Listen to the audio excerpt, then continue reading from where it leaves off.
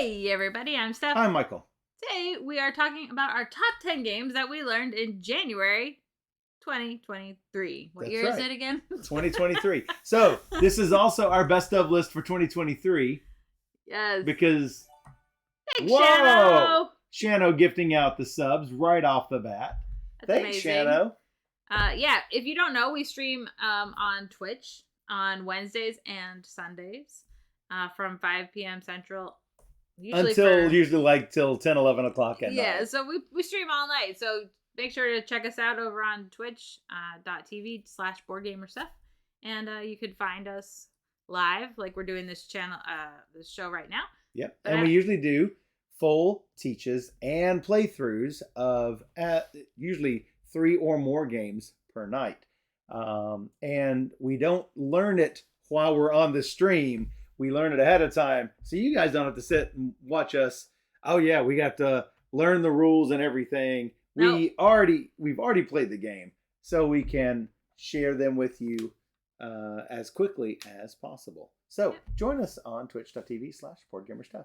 Let's get into our top 10 of the month. Now, some of you on the stream have already given us your top games of January. For example, Heroic Logic said, my top 1 is still Woodcraft. Can't stop playing. Let's see. What else do we have? Time Roller says, me learning the rules on stream is the best part, which doesn't... Time Roller says Starship Captains was his number 1 for January. Oh, that's right. That's what I was looking for. Where was that? But there it is. It's right there. It's right there. It was hidden in all the emotes. All right, so going backwards with your number 10. My number 10 game for January, and keep in mind that these are not games that were published in January 2023. Right. These are games that we just learned. played. And honestly, there were a lot of games on that we played this month that were not review copies. So they're not new. There were a lot of games that we played off of what we call our unplayed shelf of unplayed opportunities. Yes. Which we're actually talking about this over on Hard Board Games. It's not a shelf of shame. The other day, and he's like, it's shelf of shame. I'm like, there's no other SH for like, the cool like sound. It's shelf of shame. I'm like, well, what if it's shelf of shameless opportunity? Shameless. Because there's no shame in having a bunch of board games. No more than it's a library of shame for not reading a bunch of books. Or a bookshelf of shame. You shouldn't call it that. You should call it shelf of unplayed opportunities, because they might be your new favorite game. You just don't know. You don't know until you play. But there's no shame in having them. The way I look at it is, if I don't get to play them, my kids will get to play them. And if they don't get to play them, then they're going to get some sort of benefit out of selling them. Or giving them to their kids. So no shame in that. So my number 10 game is a game we've had on the shelf for a good while. A year. We've got one of our little Calyx cubbies. No, that is not correct. Oh, JK, that's his number 11. Yes. All right, let's talk about your number 11 for a second, because I just posted it. Except you're gonna no. Right. For reasons. He changed everything on me last second. Yes. All right, it's not. So, as I was saying, we've got a little Calyx cubby for a lot of small-sized games. And this is definitely a small-sized game. It is D-Day Dice Pocket. Where is it, Steph? You did not. You are not on it today. Trying to be. You changed it on me. It. Okay, here. I will give you my list. It's okay. I got it. D-Day Dice Pocket from Word Forge Games. Now, for those of you who have played D-Day Dice, this is like a small box version of that. And D-Day Dice Pocket actually has 2 games that uses the same components. One game is a push your luck style game, and it is competitive at that point. So you and I are trying to roll our best combos and eliminate the Axis powers with our allied dice. And you destroyed me the first game, and I destroyed you on stream the second game. And the other game is a cooperative take on the original D-Day dice. And it's basically the same thing, just no maps, right? So I like it very much. Yep, and we have not beaten the first map of D-Day Dice Pocket. What is it? I can't remember if it's called D-Day. There's one that's called D-Day Dice Battle and one that's D-Day Dice Pocket Express. I think D-Day Dice Express is the versus. No, I think the Express is the cooperative version of D-Day Dice Pocket. But anyway, either way, I like both the games in the little box. They're both good. This is your number 12 game of the month. I think it was. Barely missed. I really do like it, and I do think it's a keeper, especially for the size and ease of play. It's fun. It's a fun game. So definitely worth checking out, in my opinion. Yep. Heroic Logic said I played D-Day Dice D-Day Dice like 11 years ago. I don't know if it was that long ago. Was it? I don't think so. I've got the satchel with all of the D-Day Dice pledge in it. 2012 it was. Sure. It was. It was 11 years ago. Wow. How about that? Who knew? Mortex says, I like the trend of changing the term. I've actually been more encouraged to play games on my shelf of opportunity than shame. That's right. Exactly. And Time Riddle says, every year they're on the shelf increases the shame a bit. Nope. No shame at all. We have games that have been on the shelf of opportunity since we moved in together. I mean, they've been there since years and years. So, but yeah, this is a great little game, and I think we like it very much. Yep. And your number 10 game? My number 10 game is what I put. Oh. Barely missed my list. Neoville. We actually learned this just the other day. Mm-hmm. So it was a new entry as of like 2 days ago. But I really like it. So it's easiest to compare this game to Cloud City, which is also by Blue Orange Games. I can see why they like this one to publish as well, because I thought Cloud City was the one with the map, but I'm like, no, that's Cloud Age with the map. Cloud Age has the moving balloons at Alexander Fisher game, but the Cloud City has these buildings that you're trying to make these routes. Oh. And you're drafting tiles. We did. Oh, really? But you'd look at it and you'd see, oh yeah. Probably. It's very 3D related. This is also has like cool like structural buildings that you put into place, but what you're doing is very similar in that you're basically taking a tile and then you're placing a tile, but you have a hand of tiles to choose from, and you're trying to make different areas, and you're also trying to see, well, if I can make this big enough, I can get the bigger building here, and you want to try and draft those early so somebody else won't draft them before you. But there's a catch. Yeah. If you draft if you draft a size 4 building, you are committing to building a size 4 area for this little tower. If you commit to a size 12 building, which is as tall as you can get, you are committing to a size 12 tower. Now, whenever you're putting down your first tile, it's a 2x2 tile. And you're only going to have 2 of that element on that tile. So if you get a level 12 water tile and putting it on this little hex that has, or this square that has literally 2 spaces of water, you are really committing. You're risking it. That's a huge commitment. And so, yeah, you might have a lot of good tiles in your hand that match it, but if they don't come out later to draft, well, then you might be stuck. And then that's kind of what happened to me in our game. And those are minus points. Yeah, it's minus points instead of positive points. And so I like that little risk and reward. I like that a lot. So for me, this game works better than Cloud City. I like this more than Cloud City. Now I know that Cloud City is on Board Game Arena, so you can play it with ease online and such. But I did really enjoy Neoville, so I'm glad we did get to try it out. Exactly. So yeah, it barely missed my list. Otherwise, it would be coming up. I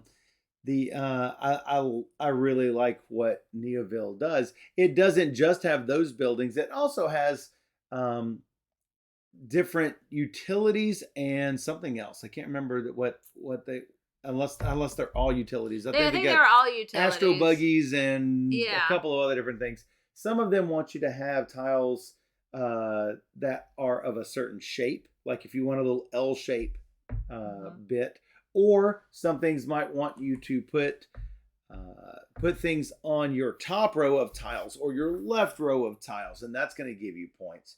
But they're not going to be worth as many points as the 4 point, 6 point, 8 point, 10 point, 12 point of water, earth, air, and stone. Water, earth, air, and stone. Right, yes. All that. Cool. So I agree. It works for me as well. Yeah. And we are looking forward to playing that for you on the stream at some point. I don't see it over there, but maybe. All right.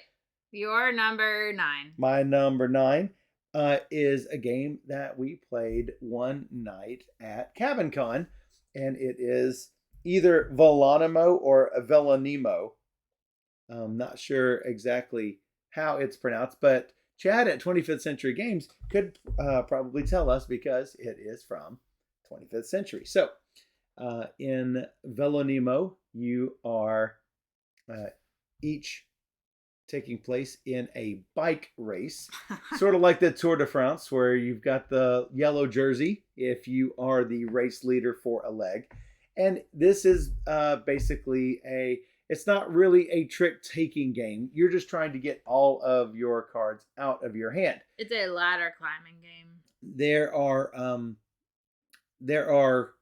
cards of various numbers, so many 1s and 2s and 3s and 4s and 5s, all the way up to 9, I think. And then you've got 10, 110, 115, 120, 125, 130, 35, 40, 45, 50 as you go up. If there are higher numbers, I can't remember. Then not than 50, but of the normal numbers, I can't quite remember. Not normal. Anyway, if you put down a single 3, then someone to my left could play a single 4 or a single 5, or they could play 2 of something or 3 of something or 4 of something, as long as they are the same value. So if I put down a 3, Steph could put down 2 2s. Now, how much is this going to be worth? Well, there's 2 cards of value 2. It's a 22. If she put down 2 cards of value 8, it's 28.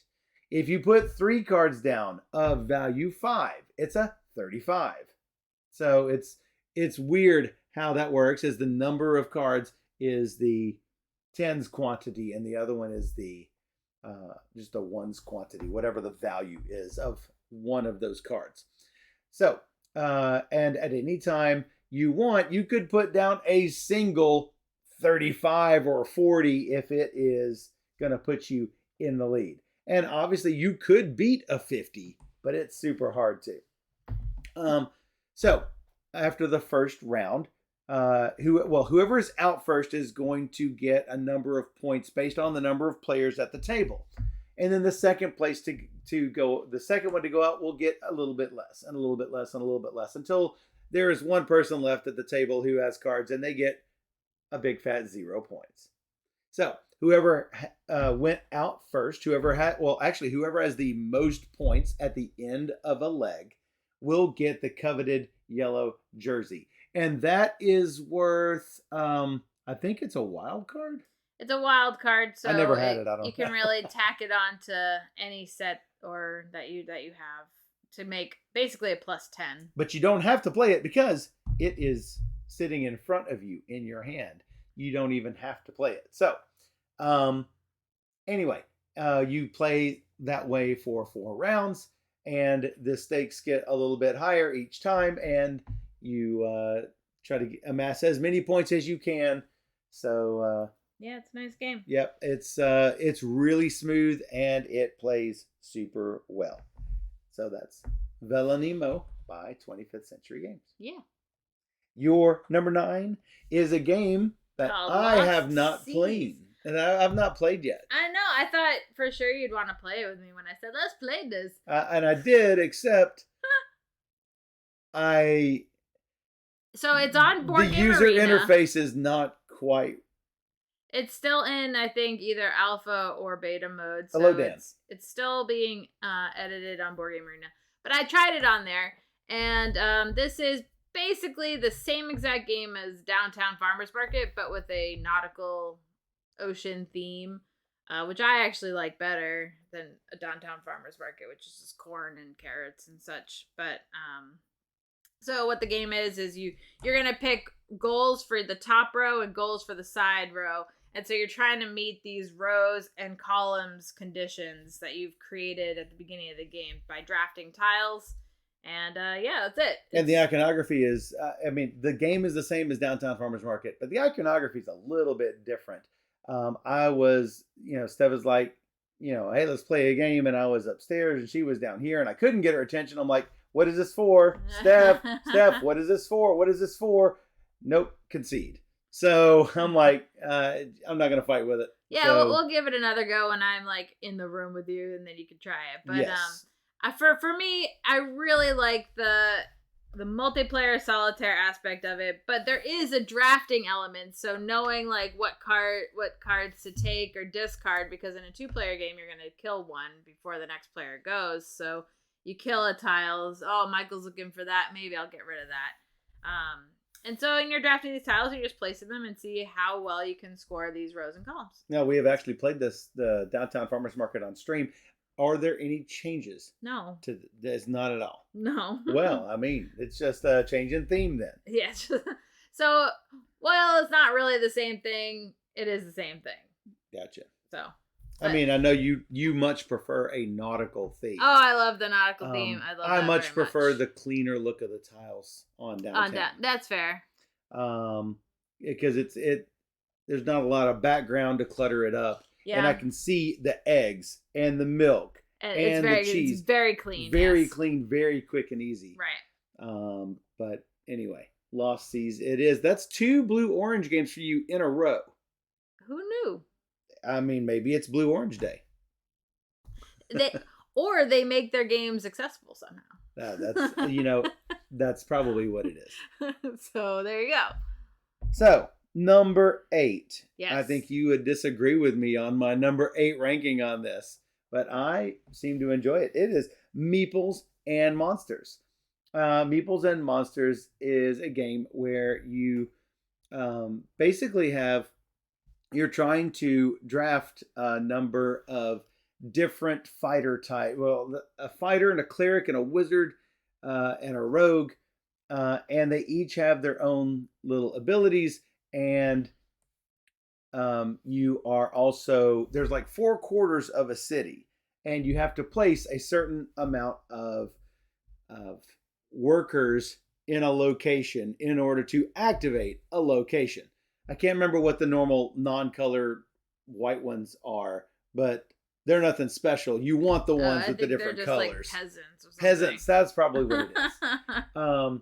But you need certain ones to get certain ones. Like you can make anything and get maybe a fighter, but in order to get one of the blue ones, you've got to have like one of this and one of something else specific, and you have to make sure that you have those in order to get basically ones of a certain. up. So you're either leveling them up or you're getting a new one. It's a bag builder, so you're trying to get these better things in your bag to pull out, and you pull out Meeples every turn. I love bag builders, so that's why this went much higher on my list than your list. I actually really liked the game. I just think there's not much there.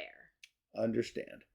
So the really cool thing about this game is that, like I said, there's 4 quarters of the city.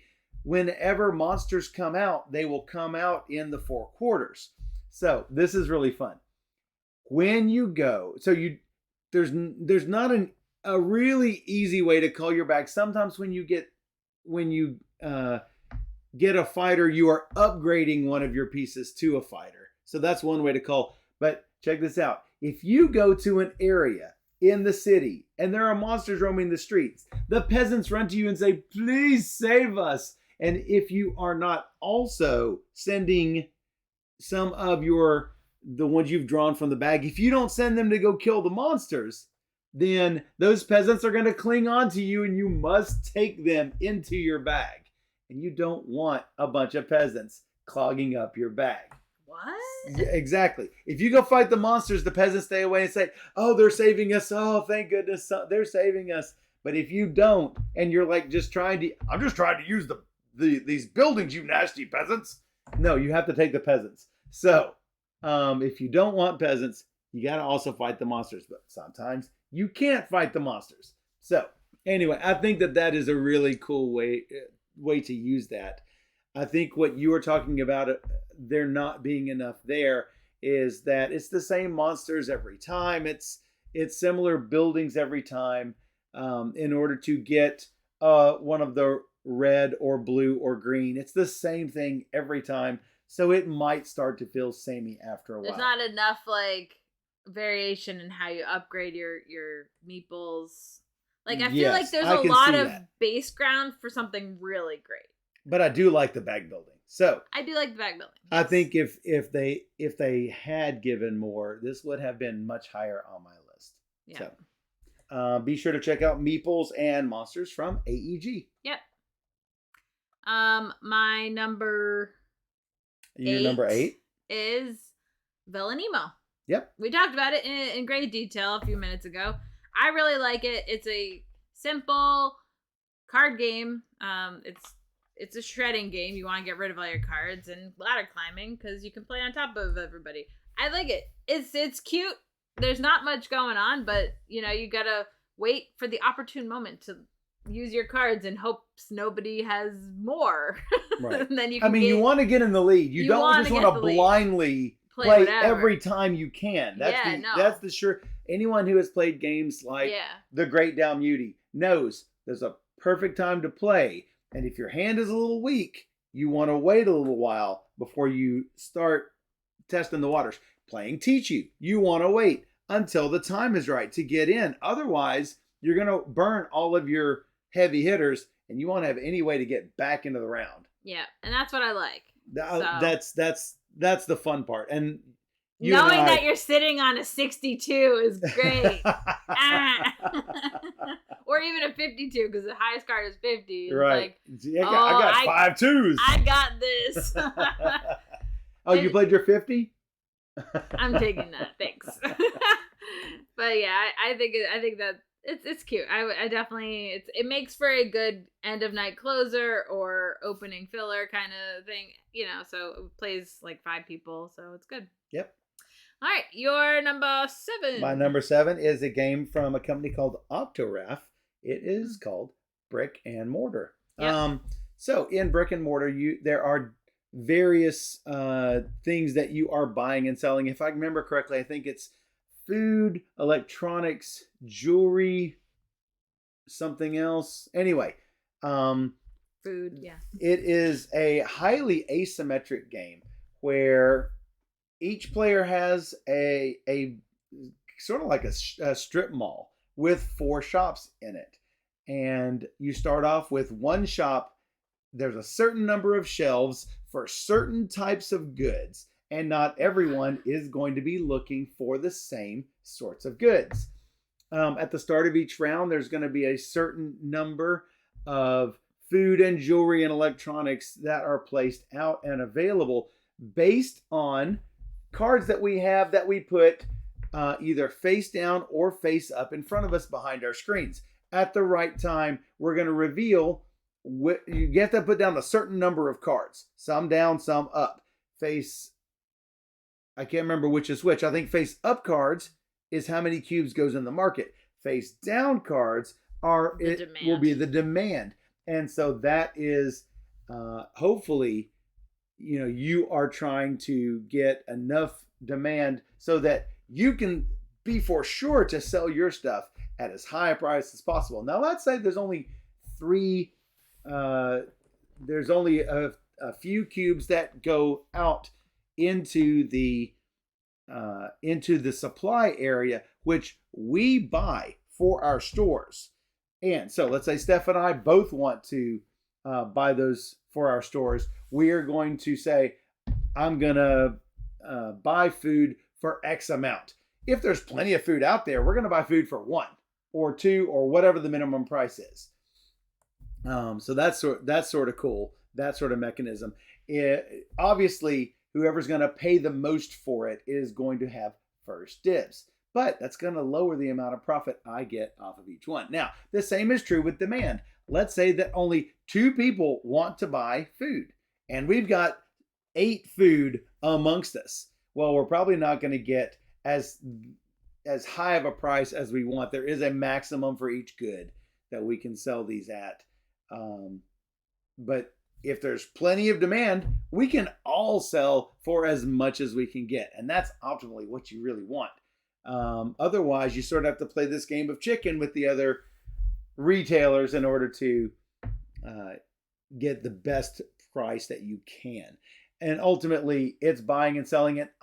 We do this all the time with board games. So I would have thought that this would have been much higher on your list because this is exactly what you do with board games, with supply and demand of games. I actually really like the mechanics in this game. I love that ebb and flow. I'm not sure that the shops are all balanced, and that's my biggest complaint with the game is that it didn't. They're not all the same. They all have special powers. Yeah, but some seem like crazy overpowered. That may be true. And so I think it needed a little bit more development, and then it would have been a great game. Well, I think it would have been much higher on my list had it been slightly more balanced. However, I did like what they were offering. It's one of the closest simulations of supply and demand that I've seen out there. And for that reason only, it got on my list in my number 7 position.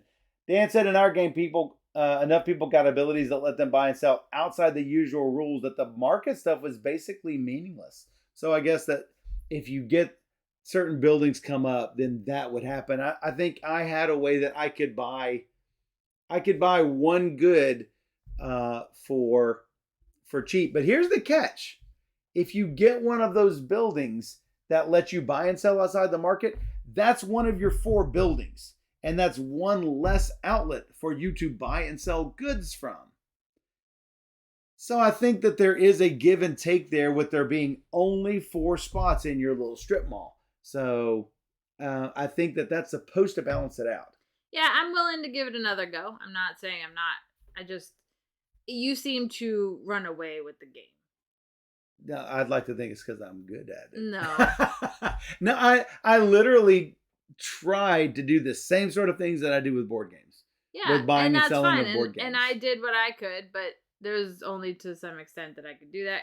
I was not getting the cards I needed, therefore I was not being able to do what I wanted to do. So yeah, if you end up with businesses that do not gel with what you've got here, I mean, okay, I started out with bonuses that gave me pluses on food, and then I got something else that gave me another sort of bonus. So when food wasn't doing well, maybe I could do well with jewelry or electronics, whatever it was. Art was the last one.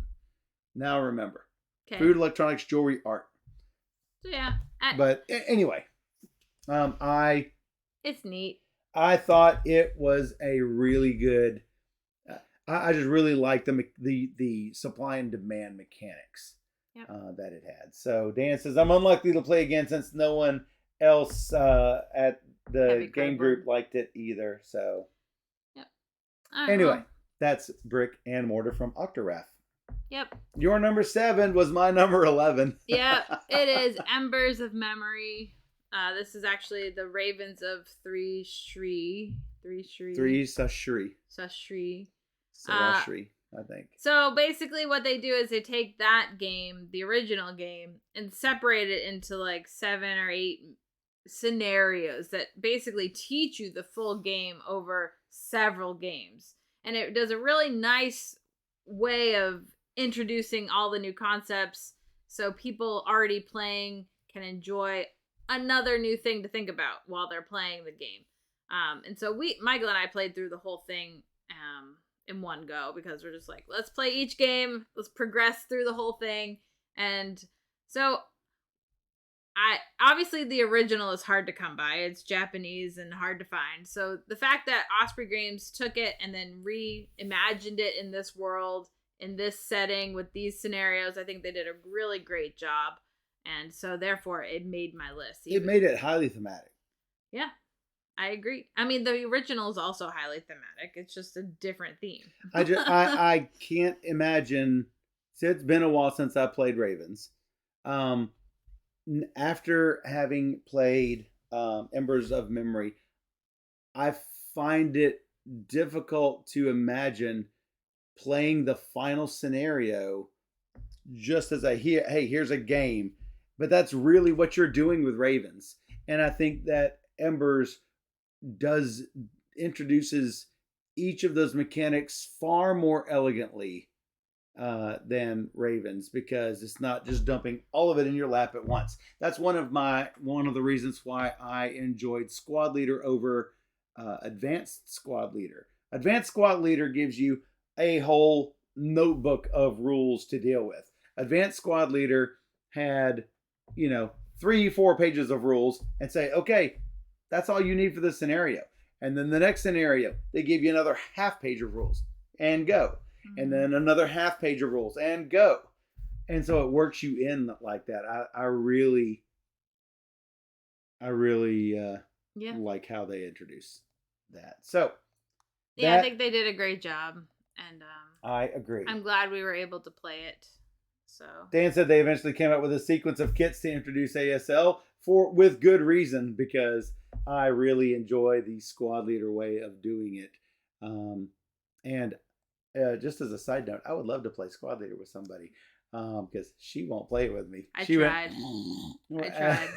No, you didn't try. Glassy-eyed. You tried by listening to the rules, and you did not play it. You noped right out of it. I tried. Dan said, not it. I tried. Okay, I tried. Heroic Logic says, Squad Leader, old school. Hello, Matt. Hey, Matt.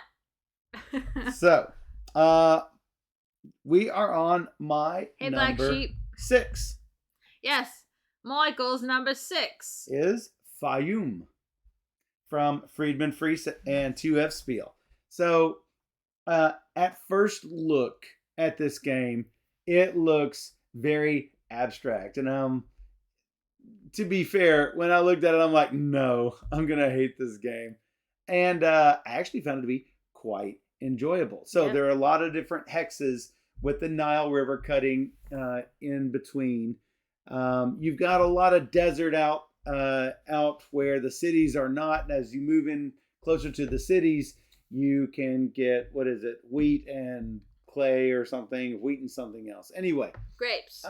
Wheat and grapes, and then it's all clay and rock out in the boonies.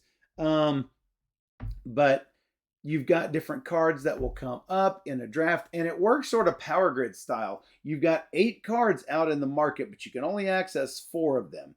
As a new card comes in, it's going to take the place in the line based on the number that it is. So you don't have any of the heavy hitters out immediately. You've got, if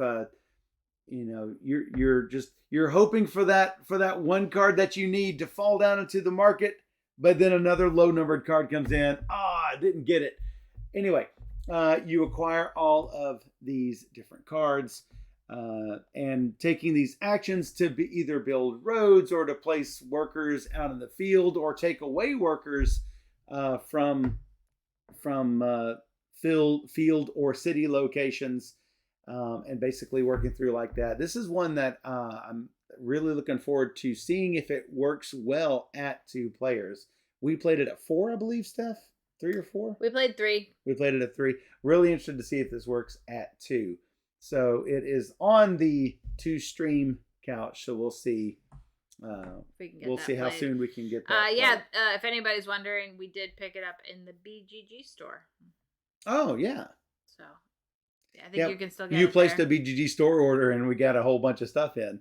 So definitely worth checking out. I was surprised at how much I enjoyed this game. Yeah. So I liked it. Yep. I think the way the cards come out is the best part of the game, and Friedman does a lot of card manipulation, things like that in his games. Power Grid style, obviously. Yeah. So I like that. I do think it was a little bit repetitive for me, but even still, I still enjoyed it. So very wrong about games. Said Faiyum so good. All pieces and building, which are buildings, are neutral. Love it. And I think, come on, you got to admit, don't you like the little alligators? They're cute. They're cute. Oh yeah, for sure. So yeah, I do enjoy that aspect of it.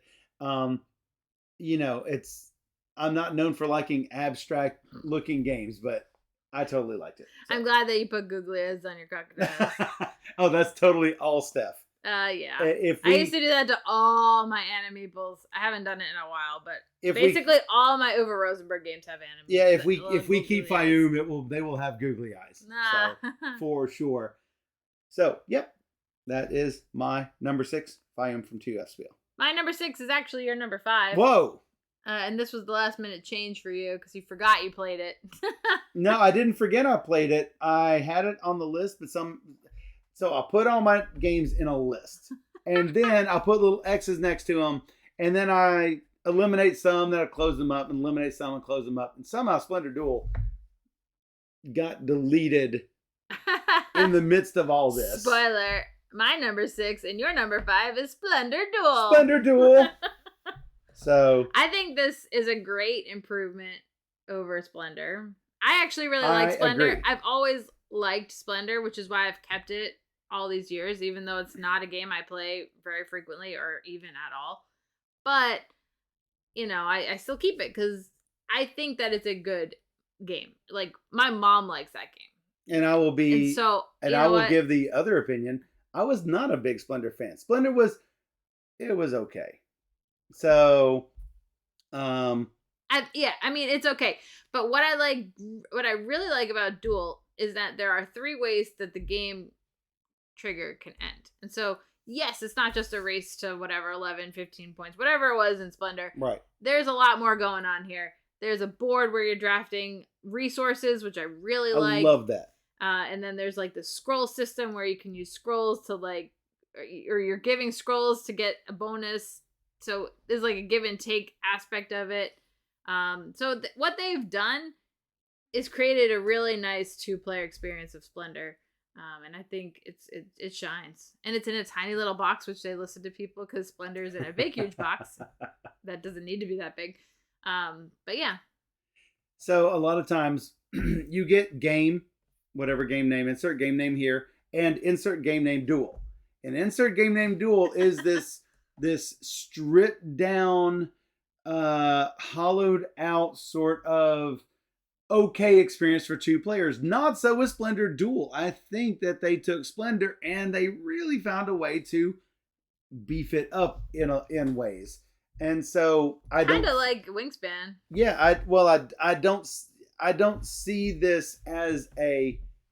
Oh, you mean with Wingspan and Wingspan Asia? Yeah. Because they added that little extra board, so they kind of made it a little bit more thinky, which I like. I like that they've given the extra for the 2-player experience. So I think that, and I think that that's why this works for me. It is not just some turning in these resources to get this card in the display. Yawn. We've been there, done that.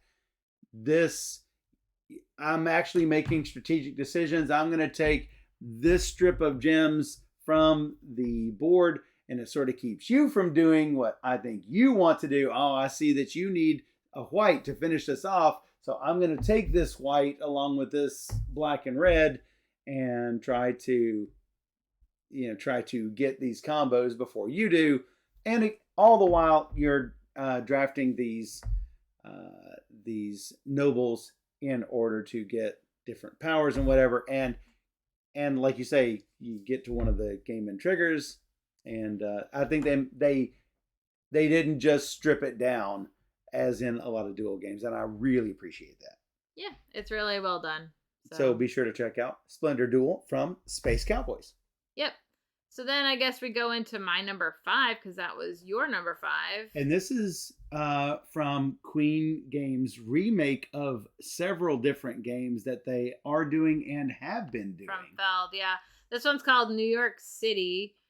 And you played this at CabinCon. Nope. Right? I played this online with Dan and Shrey. It's the remake of Rialto. Rialto, which I absolutely love Rialto. I have played neither Rialto nor New York City.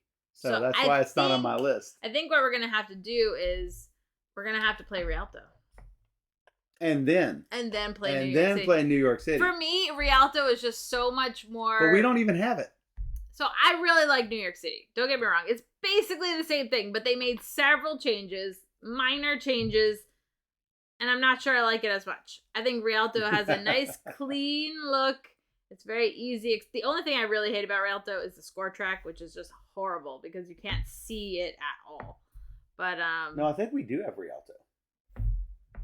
Yeah. Of course I have Rialto. It's right there. Boom. Got it. Why is... Oh, yeah, it's over there. Okay, got it. Yes. I was looking at your Queen section. No, it's TMG. But, yeah, so the New York City game is basically the same thing, but they changed a few different aspects of it. I do think that Rialto is a simpler game. But it's just because it's like... I lay out 6 cards and you're going to draft a hand of 6 cards or whatever it is. This one you're going to draft pairs of things, so you get 2 at a time. So you basically have a little bit more control over the cards that you get. So that's the difference. You draft 2 at a time in Rialto or New York? In New York. Oh, so you Rialto, like the changes, is what you're telling me. No. I prefer the other one. Rialto. Yes, I prefer Rialto. However, they are very But it was similar. good enough to get number 5. I still love Rialto and I still love New York City. So yes, it still makes the list. In any case, I'm happy that they're remaking it because I want more people to play it. So if this gets it on the table, I'm happy. So I like both. So this is always the big question. Yeah. Is, let's say that you have Rialto. Do you need New York City? Or, said differently, if you had Rialto and New York City, do you keep both? Or do you keep one versus another? That's a good question, and I don't have an answer. You've played both, though. I know you don't have New York. So if you're familiar with Rialto, you know that when you go for bridges, you're going to get a bridge to place that has the 2 numbers on either side. And you're basically adding a value to either side of that bridge, making that island a little bit more juicy for the area control aspect of the game. And so you get control over that bridge. What they've changed in New York City is that if I win the bridge, what I call bridge, because that's what I know it as, I don't transportation in New York City. I'm not sure what it is, but if you win, you're going to get to choose one of the 2 numbers and you place it on one of the dots on one of the spaces. So you're basically increasing the island by a little bit, one of the islands by a little bit instead of 2. You don't get control to put down this bridge piece. It's a minor change, but it's pretty significant. But you did, but I don't understand a little bit. Do you do that in Rialto, or you don't do that in Rialto, or you do it differently in Rialto? Rialto, you get a bridge, and you have a 6 and a 5, basically increasing Manhattan to a 5 by +5, and this other island, Bronx or whatever, to a 6. Okay, increasing it by that. But in New York City, you're getting this tile 4, and you're placing it in either Manhattan or the Bronx. You choose, so you don't get full control over, like, I'm gonna make the Manhattan a 6 and Bronx a 5. You don't. I think I like the other way better, because a bridge is going to increase the value of both of the things that it connects to, not just one side. Thematically, in my eyes. So basically, it all comes down to everything's going to be increased somewhere on the map at some point. Okay. But I'm looking forward to playing it. It's one of those situations where you need to play it and then see if you can even notice the differences. You could. I could, because I'm a huge Rialto fan. Right. But I've loved Rialto forever. But at least this was good enough to make your number 5. That's what I'm saying. I'm still very happy about New York City. And considering you played 54 new games this month, and I played 51, that is... Yeah, you learned a whole bunch of new games. That's top 10%. of games. Yeah. So no slouch there. So Dan says, I think I slightly prefer New York City, but it's been a long time since I played Rialto. So not sure. Bruce said I said doo-doo. Yes. Dan says, on my old notes on Rialto, he thought that the extra card draw buildings were overpowered. Overpowered only because, so we had them in our game too, but you didn't take them. But it's overpowered probably in your memory because you are set with those cards at the beginning of the round that you draft. So you kind of have to go with it. And if you get extra card draws, that's obviously going to help you get more cards to play and for possibly what you want. They are probably harder to get in New York City. I don't really remember, but yeah. Anyway. So they might have balanced it better. I'm sure that they balanced it because Steffenfeld is redoing all of these games and they're redoing all of these tweaking them quite a bit. Tweaking them quite a bit. To where you're not sure which one you want to keep. Yeah, that's I mean, in any case, they're both worth playing. I mean, I've got multiple editions of several games. You've got multiple editions of several games on the shelves because we don't know which one we truly like better. So exactly. It's hard to say. And I mean, I only played it online, so maybe I'll love it in person. I don't know. It's hard to say. Hey, thanks for subscribing, Spiel With It. Hey, thanks for subscribing. So Spiel With It, subscribe with Prime. If you also want to subscribe to the channel and you have an Amazon Prime subscription, you too can subscribe to the channel for free because it is one of your Amazon Prime benefits. All you do is link your Amazon account to your Twitch account, which is okay and totally safe to do because Amazon owns Twitch. Some of you didn't know that. So if you will follow these instructions, basically you can find out how to link your Amazon and Twitch accounts. I put the link in the channel. Hey, Spiel With It gifting out a sub now after getting the Amazon Prime subscription. That's amazing. Thank you so much. Absolutely. That's so great. Thanks, Spiel. I really appreciate that. So yeah, it's really cool to be able to subscribe to your favorite streamers. It doesn't cost you anything. You can subscribe to one streamer a month with your Amazon Prime subscription. And it costs you nothing, and it gives your favorite streamer, and in this case it's Steph, some real, actual real money that helps benefit her stream. So if you like seeing more board games on this channel, the subscriptions really do help with that. Yeah. So no, thanks, we totally appreciate that. Absolutely. And yeah. I just want to say I really like Rialto. but it's yeah. I'm looking forward to it. We need to play. Maybe we'll play with James and Susan. It's better with more players. So maybe we will. So we are on to my number 4 game of the month. I just want to say I really like your face. She really likes Senor Azul's face. That's who she likes. I mean, he is a cutie. I mean, no, stay down there. We're in the middle of a list. Yeah. So my number 4 is from Trick or Treat Studios. It is a game that lots of people know by other names. Traumfabrik, Hollywood blockbuster. Except I had never played any of them before, which is quite surprising. It is surprising.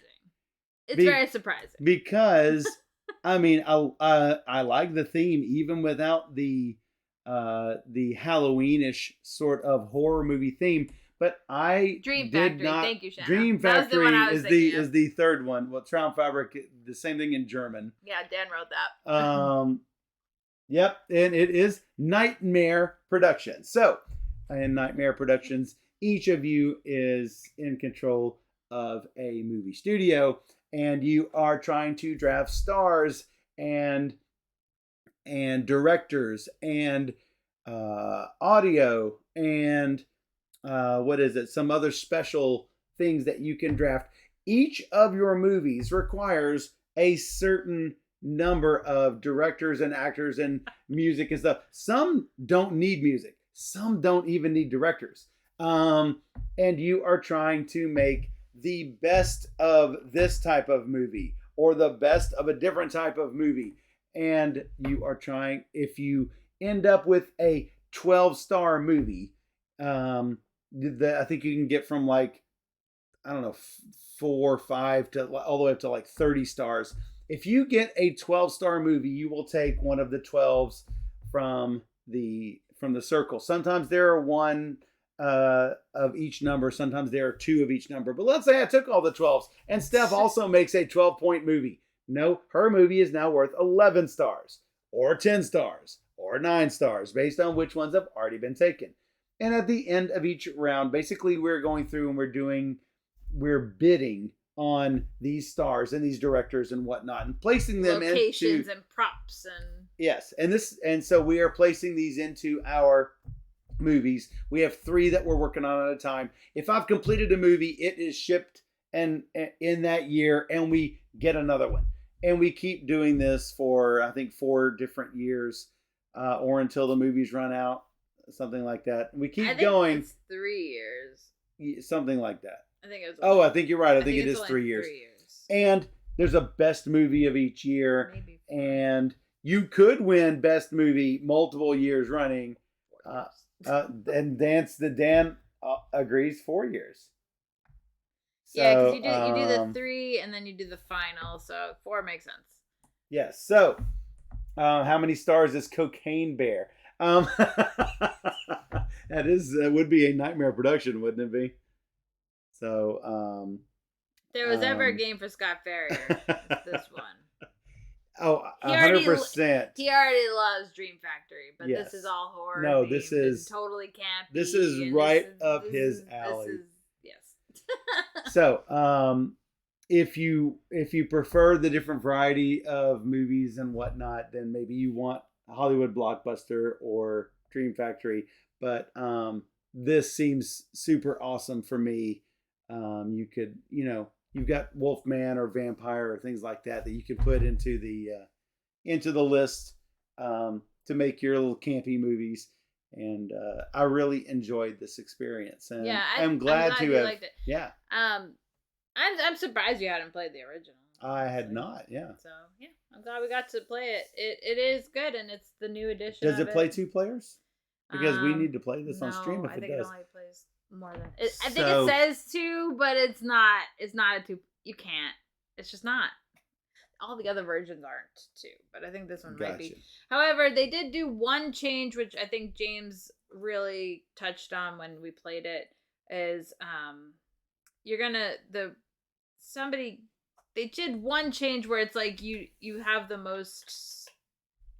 You hire the most actors in your movie versus I forget what the original was. The most stars.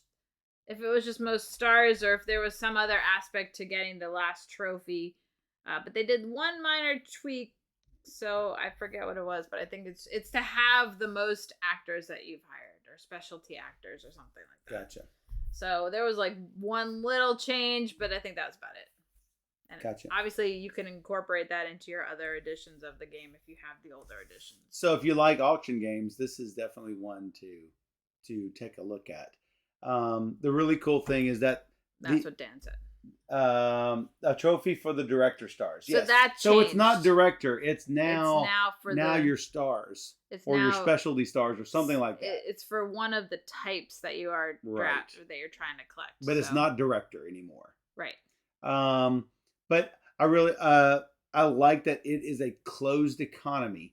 If you start off with $40 in the game, those $40 will stay amongst those 4 players. Where if I win an auction, then some of it's going to go to Steph, some of it's going to go to Susan, some of it's going to go to James, and so if you bottom out of your money super quickly, you will eventually get a little bit of trickle income and eventually be able to start bidding again. So there you go. Dan says, I don't think that I like that change. Stars already help you at the parties. I think that I don't think it's the normal stars, but I think it's something else. I can't remember what it is. Anyway, we will take a look at that at some have point. to figure it out. It's been a minute since I played the first one, and it's been just a few weeks since I played this other one, so I'm not good at the game either way. So be sure to check out Nightmare Productions from Trick or Treat Studios. As a side note, Cocaine Bear is based off a true story, but it's highly fictionalized. The Cocaine Bear did not last very long. It got into the cocaine and died. But I think making a 2-hour movie is taking what happened over a really short period of time and doing a lot of things that the Cocaine Bear did not do. Anyway, Pablo Escobar. Timerless says, I really like the way the bidding works in Dream Factory. Yep, and that's why I liked it. So, for sure. Matt says, on my short list of games I want to get last year. Awesome. Oh, that was his name. Wow. Who knew? I think it was in Knoxville or something. It was like really close by to where we are here. You're number 4. My number 4 Barely is missed my list. Adventure Games, Gloom City File, GCPD. Get right in it. It is very. It's got huge Batman. It's heavily and Joker themed with Batman. Batman and Joker. Yes. Everything's. So you're like going through this asylum, and then you're like tracking down this guy who's setting fires and all these things. It's just like you're uncovering the story and trying to collect evidence against this guy who's on the loose here. And you just work through. There's multiple stages, so we played all 3 stages, and we finished the game. We got like 15 out of 25 or something. We did very, very poorly considering there were so many like points left on the table essentially. So we have a lot to learn. But in any case, I had a great time playing the game. It felt really thematic.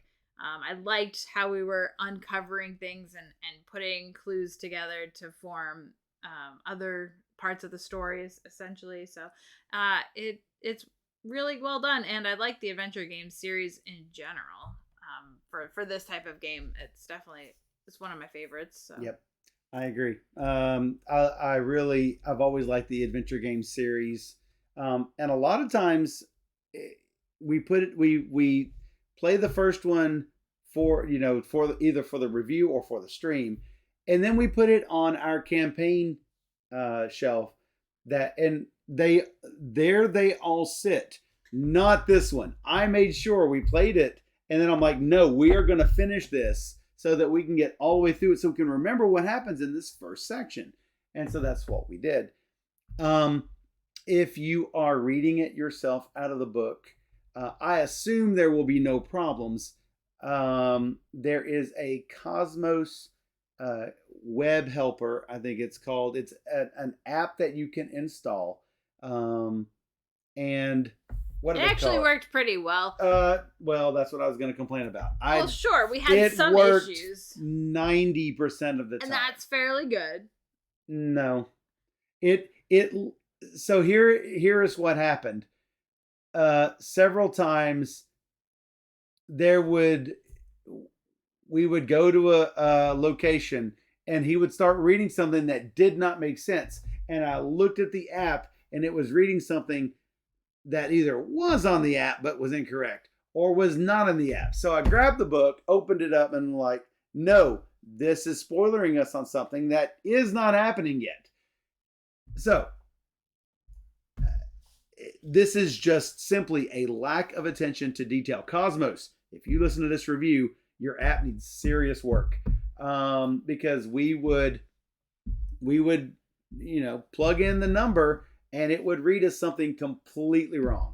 It happened maybe twice. No, it happened no less than 6 times. He's a bigger critic than I am about the app, but then just use the book. Because every time it happened, I had to go for the phone and then go for the book and find out, where is this disconnect. There's a couple of times that it went to a blank page and didn't read anything, so I had to read it manually. There was one time, 2 times it was blank. One time it didn't read anything, but the words were on the screen. Two different times, there were words on the screen, but they were completely, the words were right, but what he was reading was wrong.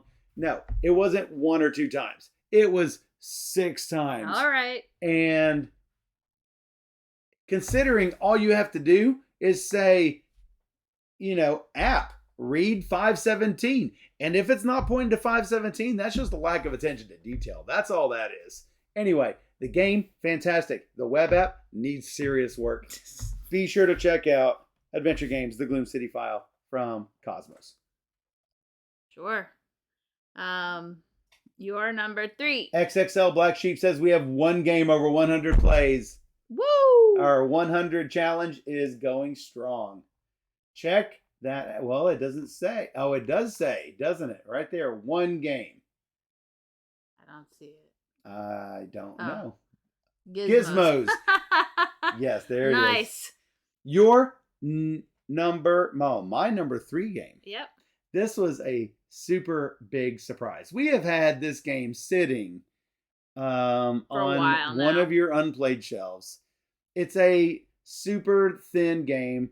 It looks like it will be horrible. So, and imagine, it doesn't look horrible to me. It looks like a fashion magazine. Yeah, that's good though. No, this is going to be terrible.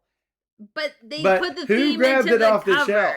This guy. They put the theme into the cover. It looks like a magazine. Absolutely did. I mean, I think it looks great. So. And let me tell you, this game was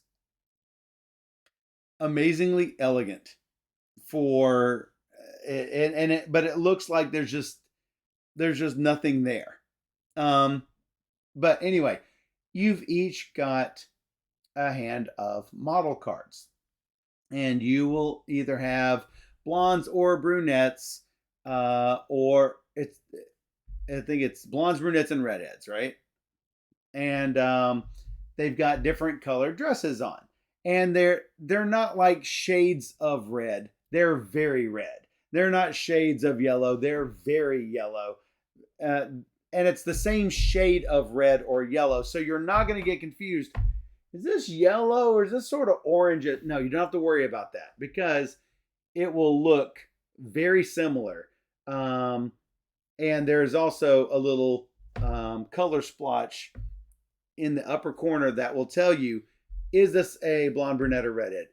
What color is the dress and what background is behind each of the models? You are also going to basically predict and influence the fashion trends that are going to happen. And if you do successfully go with what the trend is with your models that you put up 3 models in a season. And if you have correctly, at least have one model that follows the trend of, hey, the world is looking for redheads with red dresses or a certain type of background, then you will earn points. Your model will find other opportunities, but basically you're going to score the points for that model. If you do not score any points for your model, then you will get your model back. And so that means you'll have one additional model that you can choose from. And if I've scored, I won't get to use that one anymore. So whatever that trend is, I won't have access to it anymore. And then we're going to go on to the next season.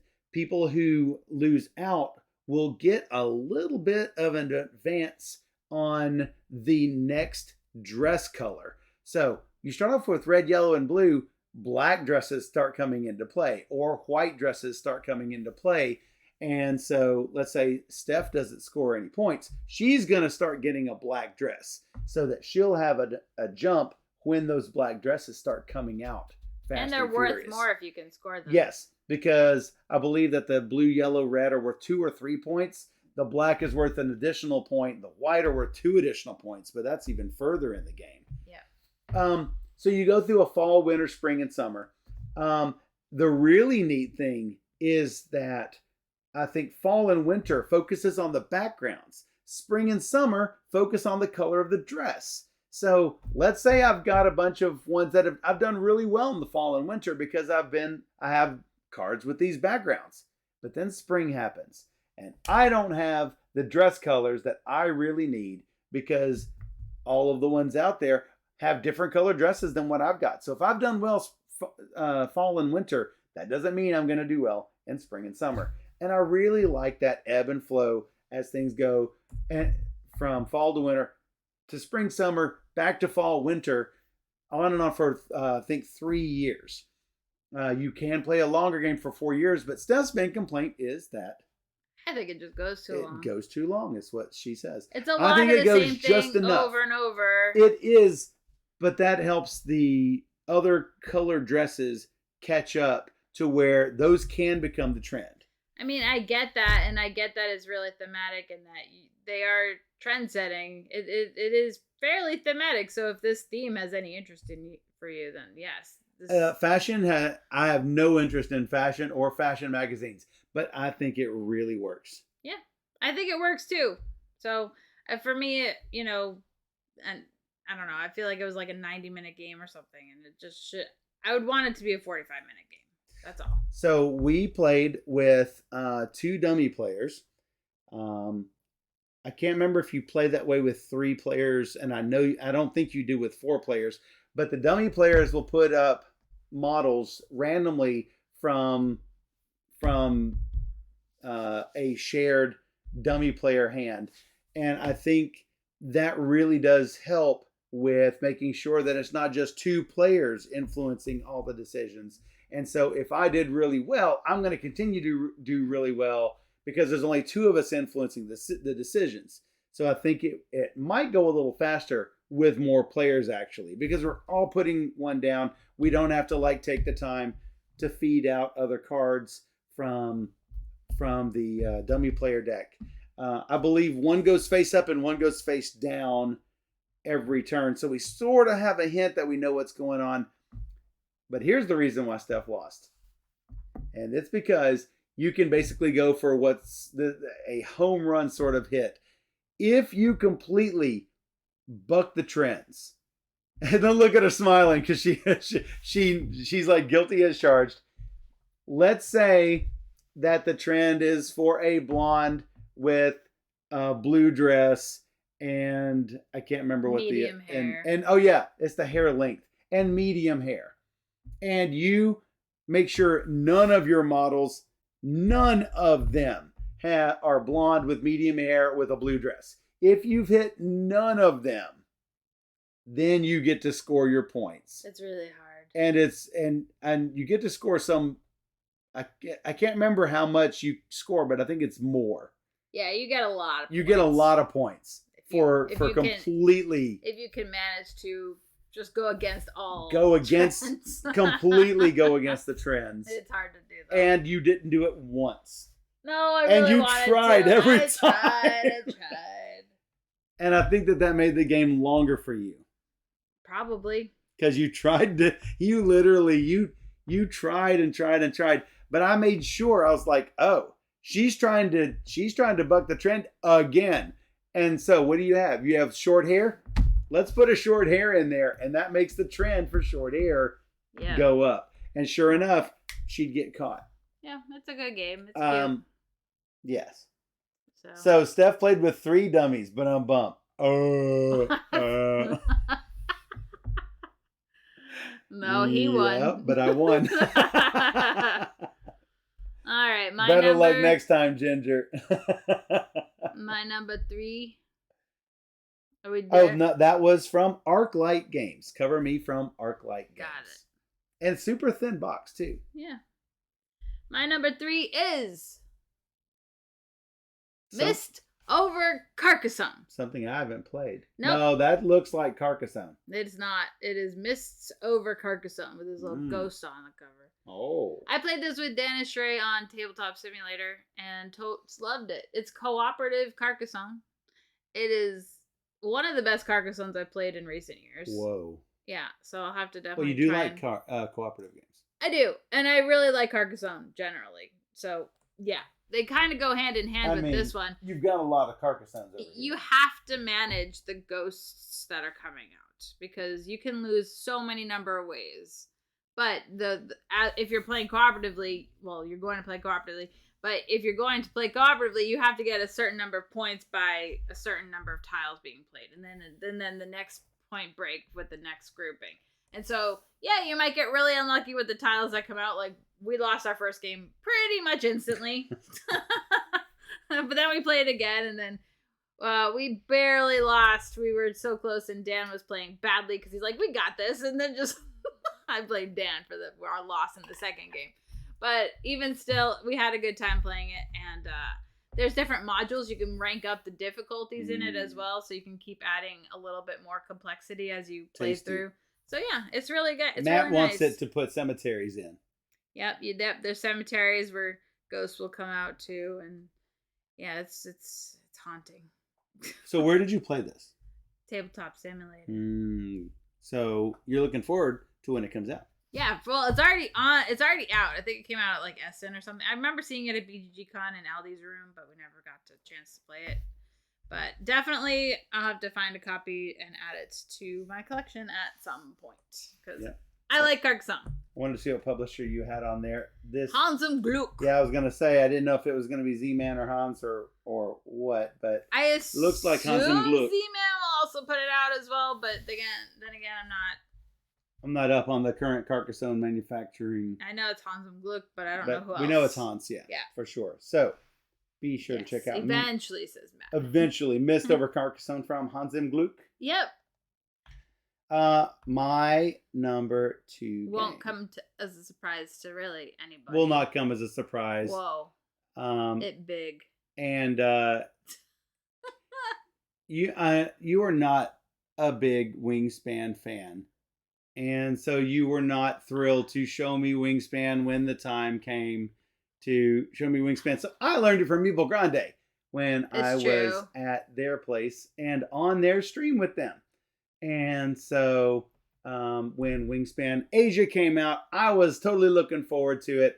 Steph was sort of like, okay, we'll play it. I mean, I wanted to play it. It's Duel. And it ranked highly on your list, actually. Yeah, I like. Not in your top 10. I like this better than Wingspan. Yes, you liked it a lot better than Wingspan. To be fair. I've only played Wingspan with like 4 and 5 people, which was maybe that's why. Awful experiences that just dragged on and on and on and on. Because we played 3-player. So the 2-player experience is, yes, a much better experience. And so the fact that they've made this game basically adding a little bit of extra stuff is really nice. And if you want to see us play it, check out our stream where we played. Yeah, for sure. We played obviously in duet mode. You can also use these birds and the 2 boards that come in it to play Wingspan in a 6 or 7 player mode, which is called flock mode. I can't imagine playing Wingspan with 6 or 7 players. I just can't. It much more shines as a 3-player game, and Wingspan Asia shines as a 2-player experience. I do think so. So I think that is the sweet spot for me, is a lower player count. But hey, some people enjoy playing with more players. Flock mode will make it where 2 players on opposite sides of the table are playing simultaneously. And that should speed up a high player count game. I'm not convinced, but but for those who want to try, you should. Absolutely. I'll be playing another game. Matt says now that everything's clean, he's going to get Wingspan back out again. He loves Wingspan with all the expansions, so much stuff. Still need to get Asia on his list. I've not played with the Wingspan expansion, so I would look forward to playing those. Oh, somebody just added a whole bunch of games. So that's good. I was looking for Wingspan. It's already at 32 plays on our 100 by community challenge. So for those of you who don't know, Wingspan. We're doing a 100 by 100 Twitch community challenge where we're trying to play 100 games 100 times amongst everyone in the community. And surprisingly, we've already got 1 game with 100 plays. if you've played anything from January 1st onward in 2023, you too can add your name to the list and add yourself to the community. Yeah. If you can do a 10 by 10, you can help us all do a 100 by 100. Yeah, it'd be fun. So, yep. All right. Your number 2 game is my number 1 game. Hey-o. All right, let me put it And out. this would have been your number 1 game had you not played. I just changed it the other day. I know, and that's shocking. But because right now, I can't believe. Right now, my number 2 and your number 1 is Clank Catacombs. And so I have not played the original Clank. I started off learning Clank in Space. And then we played halfway through Clank Legacy until Buck left us and went to Little Rock. So we have made it to the other side of the Clank board in Clank Adventures Legacy, which I was actually really enjoying that Clank Legacy game. So hopefully one day we'll play through it. But right now I'm fine with playing Clank Catacombs because they what they did in Clank Catacombs, they did include some of the mechanics from the Legacy game that I found, like with the ghosts. Yep. I love that mechanic. It really adds the tension. So they added that from the ghosts. They added a form of, how like Space has modular boards. But then they totally changed the modular board with the Apocalypse Station, whatever it was. But now it's basically, they've gone back to the roots with Clank, the normal Clank, but made modular tiles. Mm-hmm. And added in the elements from Legacy that were so interesting. And keeping the good stuff from Space, that was interesting. And so all of these things, I think, really make it shine. And as you said in your blog post, I think you said it best when you said you think that they are getting better with each iteration. And they are. I didn't play Clank, but knowing since you said Space was the best, we started with Space. Yeah. And I think you are completely right. If they are going the way they're going, they're getting better each time. Obviously, the modular board is like kick butt. Like we love that. We love not knowing what's going to come out. So we have kind of an idea, but it's still never going to be exactly what you want. And the order you can rotate it might not be exactly how you need it to be. So there's only so much you can plan for. I love pulling this stuff. I love that little luck of the draw. Like, you could go this way and be sure of what you're going to get, or you could just take maybe the random tile on top will be better. or this is what I really like. Yes. I've got a 15-point artifact sitting right in front of me. That's good, though. You should take that.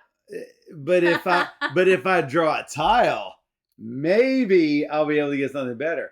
Oh, and then the tile rotates, and now I can't get back to the 15 that I just left. I know, right? That's what I really like. It's a really great... And you can't get that even with a modular board. Get out. You can't. No, those rotating tiles, it's fantastic. Love it. Yeah, I just like I feel like this one has like the most tension, which I really like. So Matt says, I heard they originally intended the first Clank to be modular. They ended up using a normal board instead. That might have been when they licensed it to Renegade. And if you will zoom in really close to the corner of this, where is this? Clank Catacombs down here. If you zoom in on that, you'll notice it's not Renegade. They've got their license back. Yeah, they reclaimed Clank. Where Direwolf has reclaimed Clank. And so perhaps this was the game that they wanted to go for all along. So could be. So hopefully they make more expansions for this, because obviously we will want to play them. Absolutely. Bree says that Clank Legacy is her favorite Legacy game. I had a mixed experience with Clank Legacy. It was Buck's first time playing Clank, and so he ran off into the great unknown real fast. And I'm like, no, Buck, don't what do are you it. Doing? No, I could not get out and back quick enough before Buck released every ghost in the world. Or whatever happened. And I think none of us got back. And it affected the next gameplay. And then it affected the next gameplay. Yes, Buck is the camel guy. Buck was Leroy Jenkins. Yep. I mean, he literally Leroyed that map. In any case, Buck is the camel I really guy, was yes. enjoying the Legacy experience. But yeah, I think that's a game to play for sure. I think Clank Catacombs is a game to play. If you haven't played any Clank, you just got to play Clank. You just got to play some form of Clank. Yeah. And then play the rest of them because you'll find the one that is right for you. I could not. I really love what they did with Clank Catacombs. I don't think Clank in Space is a sell, even with Clank Catacombs, especially since we have the expansions for Space. But I think that both have a place on the shelf, and I would still give Clank Legacy another chance. I just hate that Buck is not here to continue it with us. Yeah, I would want to either start fresh or get Buck back. Even knowing what happens, it's not enough of a spoiler to know what happens because we don't know everything. What happens if we don't give certain things to certain parties in Clank Legacy? We don't know. So right. we'll have to see in time. So my number 1, your number 2. All that's left is your number 1. Yep. My number 1, it's a game I've not played. Nope. And it is not out yet. Nope. Nope. I ended up playing this with Dan and Shrey one night. It's called Rauha. From Hatchet Board Games. Yeah. Or Grrree. Grrre. Grrree. This showed up on Board Game Arena. I'm like, let's give it a go. Honestly, the game doesn't look great. I don't love this color brown. It's not really attractive. However, the gameplay is wonderful and totally my jam. It looks so boring. Yes, but you need to try it. I need to try it. I will give it a fair shake when it happens. There are these different gods you're trying to take over, basically by drafting tiles each turn and trying to create 3 in a row of different symbols. I think there's 7 different symbols. So if I get 3 forests in a column, I'll unlock the forest god, and now I'll have this ability. But basically what's going to happen is each turn you're going to activate a row or column, depending on what the little guy is moving around your board. And as soon as he gets all the way around, you've come full circle, and that's when the game will end. So you're going to activate all these different columns and rows, and each interim scoring, which is basically on the corner, you're going to activate any tiles that you manage to put a spore token on. So you're trying to collect these spore tokens, you're trying to gain crystals and trying to gain points from all of the different tiles that you're drafting and trying to get patterns and all these. So there's a lot of things to think about. It's tile drafting and tile placement on your own little board, which is things that I really like. So I love that they've added this to Board Game Arena. I've played it 5 times and it's getting better. Only 95 more times for the 100 challenge. That's it. And I could see it happening. I could see this being my, last year was Next Station London all day, every day. The year before that was Neoville. Neoville all day, every day. So I feel like this might just be the 2023. So I didn't want to rate it any lower than first because I have a strong gut feeling that this is going to be my Year of the Rauha. Year of the Rauha. I really like this game, and hopefully when we get to play it, you'll also appreciate it as well. I will give it a fair chance. I've already taught several people that have enjoyed it, so it's good. I'm excited. And there's a B-side, so we'll have to go in and see what that's all about. Rauha, the B-side. Oh my goodness. So yeah, you can check that out on Board Game Arena if you want to learn more about that. So, quick rundown of my top 10. Number 10, D-Day Dice Pocket. Number 9, Velonimo. Number 8, Meeples and Monsters. Number 7, Brick and Mortar. Number 6, Faiyum. Number 5, Splendor Duel. Number 4, Nightmare Productions. Number 3, Cover Me. Number 2, Wingspan Asia. And number 1, Clank Catacombs. And my number 10 was Neoville. Number 9, Lost Seas. Number 8, Velonimo. Number 7, Embers of Memory. Number 6, Splendor Duel. Number 5, New York City. Number 4, Gloom City File. Well, Adventure Games, Gloom City File. Number 3, Mist over Carcassonne. Number 2, Clank Catacombs. Number 1, Rauha. And my number one expansion was Tuantasuyu, the Golden Ages. And another one I have not played. Yes, you should. So play. what was your number 2 expansion? I played Also one I haven't played. Oh yeah, it was a cartographer's expansion. What's your number 3? I'm looking for my number 1 expansion. We didn't play any. We didn't play any expansions. I played a cartographer's map and a Tuantasuyu. Surely I played some expansion. Not that I'm aware of. I don't know. I was hoping Parade would make your list, honestly. You got to learn Parade. It was okay. I like Parade It very was it was okay. I had it on my list and was considering it, but I was looking, I was like, is it the one where okay, so Parade was the one that I didn't understand the scoring until halfway through. Yep.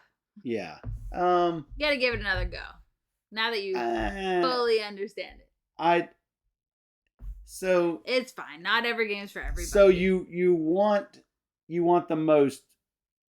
You don't want the most. If you have the most, then they're -1 each. Right. If you don't have the most, they're worth the number each. I just don't feel like there's enough control.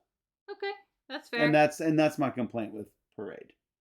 So I like what it's doing. I just feel like one wrong move and you can get punished at the end of the game. So it's kind of punishing. So yes, I can see that. But yeah, that was all we have for you today for the top 10 of January 2023. Hopefully you enjoyed this video. If you did, make sure to like and subscribe to our YouTube channel because this will be on there after the fact. And make sure to follow us on twitch.tv/BoardGamerSteph, where we stream at least 3 full playthroughs and teaches of board games every Wednesday and Sunday at 5 p.m. Central. Yes. So much fun. Yep. So come join us in the community. Yep. And on Twitch, we will be right back.